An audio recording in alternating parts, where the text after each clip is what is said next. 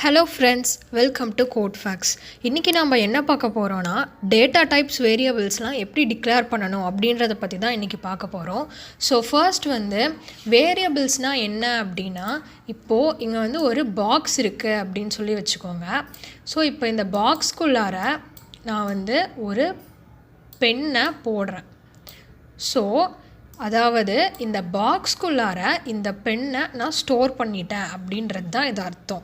So இதே meaning தான் நமக்கு வேரியபிள்ஸ்க்கும். இப்போது ஃபார் எக்ஸாம்பிளுக்கு ஏஜ் ஈக்குவல் டு 10 அப்படின்னு இருக்குன்னு வைங்க. இப்போது இந்த ஏஜ் அப்படின்றது தான் இந்த பாக்ஸ், இந்த 10 அப்படின்றது தான் இந்த பென். அதாவது இந்த 10ஐ நான் இந்த ஏஜ் அப்படின்ற ஒரு வேரியபிள்குள்ளார நான் ஸ்டோர் பண்ணிட்டேன் அப்படின்றது தான் அர்த்தம். ஸோ இந்த ஈக்குவல் டு அப்படின்றது இந்த வேல்யூவை இந்த ஏஜில் நான் ஸ்டோர் பண்ணுறதுக்கு இந்த ஈக்குவல் டு ஆப்ரேட்டர் எனக்கு ஒரு டூலாக இருந்திருக்கு.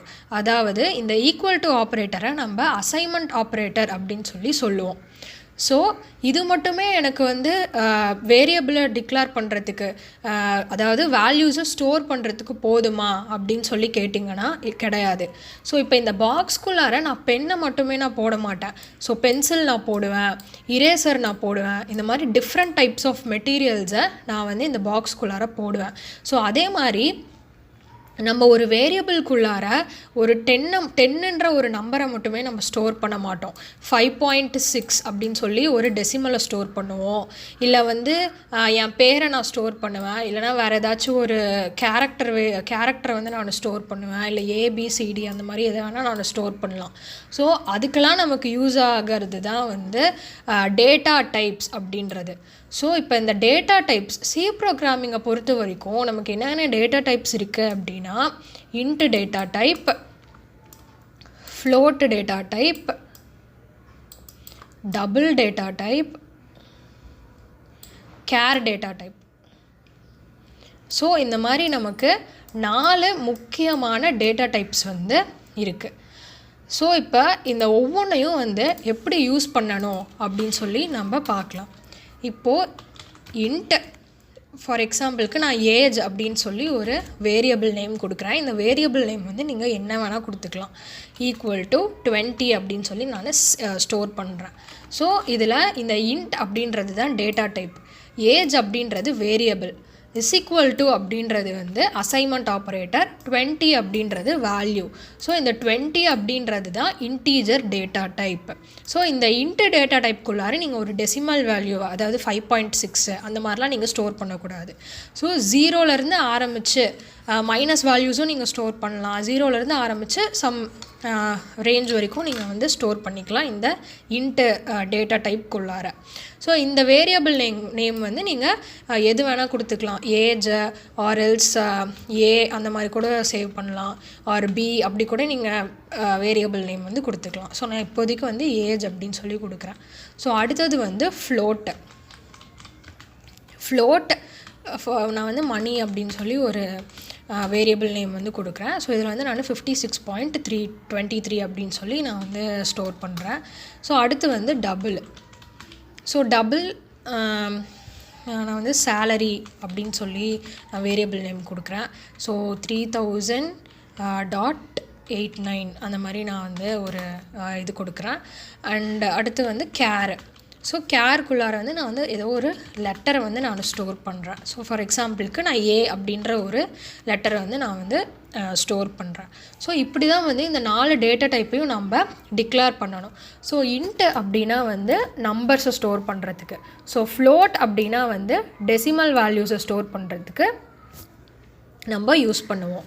ஸோ இப்போ டபுளும் நம்ம டெசிமல் வேல்யூ ஸ்டோர் பண்ணுறதுக்கு தான் யூஸ் பண்ணுவோம். பட் இப்போ ஃப்ளோட்டை விட நீங்கள் இப்போ ஃப்ளோட்டில் 56 இந்த மாதிரி நீங்கள் ஸ்டோர் பண்ணலாம். இப்போ இதை விட நீங்கள் பெரிய வேல்யூவாக ஸ்டோர் பண்ணணும் அப்படின்னா நீங்கள் டபுளை சூஸ் பண்ணிக்கலாம். ஸோ இப்போ கேரக்டர் அப்படின்னா ஏதாவது ஒரு சிங்கிள் கேரக்டரை நீங்கள் ஸ்டோர் பண்ணுறதுக்கு இந்த கேரை யூஸ் பண்ணிக்கலாம். ஒரு பெரிய லென்த்தான ஸ்ட்ரிங்கை நீங்கள் ஸ்டோர் பண்ண முடியாது. பட் இந்த மாதிரி ஒரு சிங்கிள் கேரக்டரை நீங்கள் ஸ்டோர் பண்ணுறதுக்கு கேரை யூஸ் பண்ணிக்கலாம். இந்த கேரக்டர் கண்டிப்பாக between single quotes or double கோட்ஸ்குள்ளார தான் இருக்கணும். ஸோ இப்போ நம்ம எப்படி இதை பிரிண்ட் பண்ணணும் அப்படின்னு சொல்லி பார்க்கலாம். ஸோ இப்போ பிரிண்ட் பண்ணுறதுக்கு printf அப்படின்னு சொல்லி நம்ம ஒரு ஸ்டேட்மெண்ட் யூஸ் பண்ணணும். So printf %d age, printf %f money, printf %lf salary, printf %c letter. So நீங்கள் எல்லோரும் நோட் பண்ணியிருப்பீங்க என்ன இங்கே %d %f %lfலாம் போடுறீங்க அப்படின்னு சொல்லிட்டு. ஸோ இது பேரெல்லாம் தான் வந்து ஃபார்மேட் ஸ்பெசிஃபையர். ஸோ சி ப்ரோக்ராமிங்கை பொறுத்த வரைக்கும் நீங்கள் இன்ட் டேட்டா டைப்பை நீங்கள் பிரிண்ட் பண்ணணும் அப்படின்னா அந்த இடத்துல நீங்கள் டபுள் கோட்ஸ்குள்ளார %dயை பிரிண்ட் பண்ணணும். இப்போது நீங்கள் ஃப்ளோட்டை பிரிண்ட் பண்ணணும் அப்படின்னா நீங்கள் %f வந்து யூஸ் பண்ணணும். அண்ட் டபுளை நீங்கள் வந்து பிரிண்ட் பண்ணணுன்னா %lf நீங்கள் யூஸ் பண்ணணும். அண்ட் கேரக்டரை நீங்கள் பிரிண்ட் பண்ணணும் அப்படின்னா %c யூஸ் பண்ணணும்.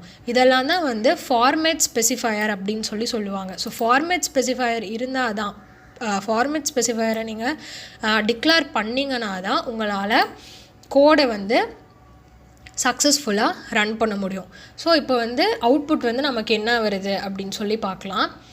So let's save this file and இந்த பில்ட் அண்ட் ரன் கொடுத்தீங்கன்னா நமக்கு கன்சோலில் அவுட்புட் வந்து வந்துருச்சு. பட் எல்லாமே நமக்கு சிங்கிள் லைனில் வந்திருக்கு. ஸோ இது பார்க்க வந்து அக்லியாக இருக்கனால நம்ம printfல கடைசியாக எண்டில் நியூ, ஸோ இப்படி / கொடுத்து n கொடுத்தீங்கன்னா அதுக்கு என்ன அர்த்தம்னா பிரிண்ட் எ நியூ லைன், அதாவது புதுசாக இன்னொரு லைனை பிரிண்ட் பண்ணணும் அப்படின்றது தான் இதுக்கான அர்த்தம். ஸோ இப்போ சேவ் பண்ணி ரன் கொடுங்க. ஸோ இப்போது பார்த்தீங்கன்னா ஒவ்வொன்றும் வந்து நமக்கு ஒவ்வொரு சிங்கிள் லைனில் வந்து நமக்கு பிரிண்ட் ஆகிருக்கு. ஸோ இப்போ நீங்கள் வந்து இந்த printf ஸ்டேட்மெண்ட்டை வந்து இப்படி நீங்கள் தனித்தனியாக பிரிண்ட் பண்ணாமல் ஒரே லைனில் கூட நீங்கள் பிரிண்ட் பண்ண முடியும். So \n %f \n %lf \n %c and double கோட்ஸை க்ளோஸ் பண்ணிடணும். ஸோ க்ளோஸ் பண்ணிவிட்டு இங்கே வந்து இந்த %dக்கான வேரியபிள் வந்து ஏஜ் அண்ட் கமா கொடுத்து %f வந்து மணி, அடுத்து %lfக்கானது வந்து சேலரி, அடுத்து %c வந்து லெட்டர். ஸோ இப்போ வந்து நம்ம சேவ் பண்ணி ரன் பண்ணி பார்க்கலாம். ஸோ இப்போவும் வந்து நமக்கு அதே அவுட்புட் தான் வருது. ஸோ இங்கே வந்து நீங்கள் நோட் பண்ணியிருப்பீங்க ஃப்ளோட்டு அண்ட் டபுளில் வந்துட்டு பின்னாடி வந்து எக்ஸ்ட்ராவாக ஒரு 4 0 வந்து ஆட் ஆகிருக்கிறத நீங்கள் நோட் பண்ணியிருப்பீங்க. ஸோ இந்த டெசிமல் வேல்யூஸை பொறுத்த வரைக்கும் நீங்கள் அப்படியே வந்து பிரிண்ட் பண்ணிங்கன்னா டிஃபால்ட்டாக பின்னாடி வந்து நமக்கு 4 0 வரும். இப்போ வந்து நீங்கள் இந்த 23 வரைக்கும் மட்டும்தான் உங்களுக்கு வேணும், 89 வரைக்கும் மட்டும்தான் உங்களுக்கு வேணும் அப்படின்னு சொல்லி நீங்கள் நினச்சிங்கன்னா இந்த % பக்கத்தில் 0.2 இப்படி கொடுத்தீங்க அப்படின்னா உங்களுக்கு டெசிமல் வேல்யூஸ் வந்து செகண்ட் பொசிஷன் வரைக்கும் தான் பிரிண்ட் ஆகும் அப்படின்னு சொல்லி அர்த்தம். அதே மாதிரியே நீங்கள் டபுளுக்கும் யூஸ் பண்ணலாம். 0.2 இப்படி கொடுத்தீங்க அப்படின்னா உங்களுக்கு செகண்ட் பொசிஷன் வரைக்கும் தான் பிரிண்ட் ஆகும். Let's see. இப்போ பார்த்தீங்கன்னா அந்த பின்னாடி எக்ஸ்ட்ராவாக இருந்த அந்த 4 zeros வந்து இங்கே இல்லை. So that's all about today. So இன்றைக்கி நம்ம எக்ஸ்பிளைன் பண்ணதெல்லாம் உங்களுக்கு புரிஞ்சிருக்கும்னு நான் நினைக்கிறேன். ஸோ டேட்டா டைப்ஸ்னால் என்ன, மெயினாக சியில் வந்து 4 டேட்டா டைப்ஸ் இருக்குது, அது ஒன்றொன்றும் வந்து எப்படி நம்ம யூஸ் பண்ணணும் அப்படின்றதெல்லாம் உங்களுக்கு புரிஞ்சிருக்கும்னு நினைக்கிறேன். ஏதோ ஒரு பாயிண்டில் நான் சொன்னது வந்து உங்களுக்கு புரியலைன்னா நீங்கள் தாராளமாக கமெண்ட் செக்ஷனில் கமெண்ட் பண்ணி உங்களோட டவுட்ஸை கேட்கலாம். தேங்க்ஸ் ஃபார் வாட்சிங். இது வரைக்கும் நம்ம சேனலை சப்ஸ்கிரைப் பண்ணாதவங்க சப்ஸ்கிரைப் பண்ணிக்கோங்க. Thank you all.